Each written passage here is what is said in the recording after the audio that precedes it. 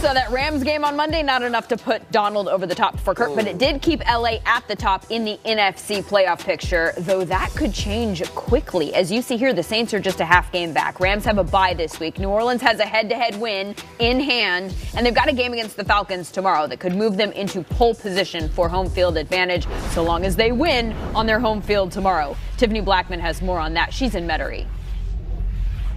Saints rookie receiver Traquan Smith is coming off of his best game of the season, 157 yards and a touchdown in that win against the Eagles. Something Smith talked about today was just how instrumental Drew Brees has been in his success. Smith said, with Drew, you were never covered in his eyes. He knows how to manipulate a defense and put the ball where only you can get it. He then said, as a young receiver, I need that because my game is not always there.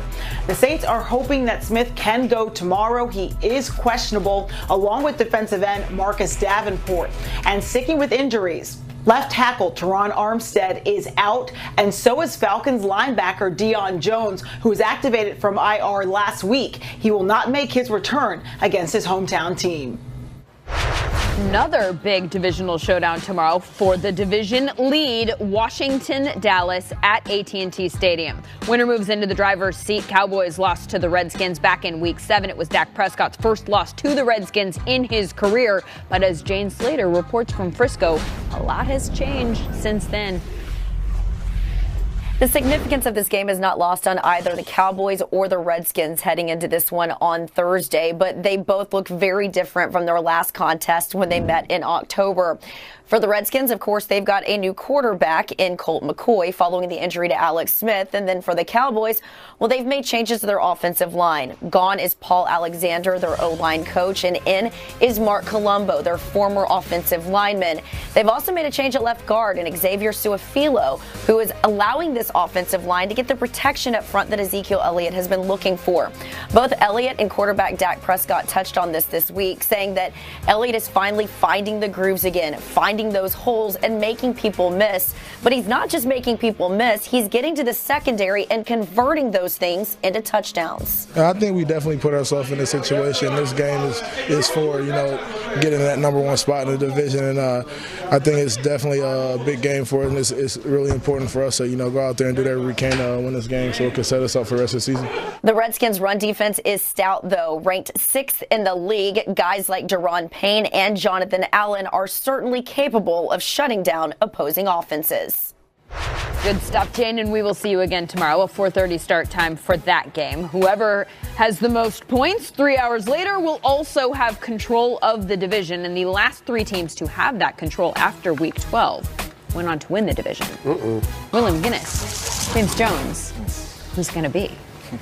You going at me first? Yeah. I'm going with the boys. I like what the Cowboys has been doing the last couple of weeks. And when you look at the Washington Redskins, their team has been in the decline. Whether it's points scored, whether it's the injuries, the things that are piling up that are making it hard for them to win. And when I look at the Washington Redskins, it's a certain style to me they have to play to win football games. I don't think teams that get out in front of them, they can fight with. They don't have the firepower on the offensive side of the ball.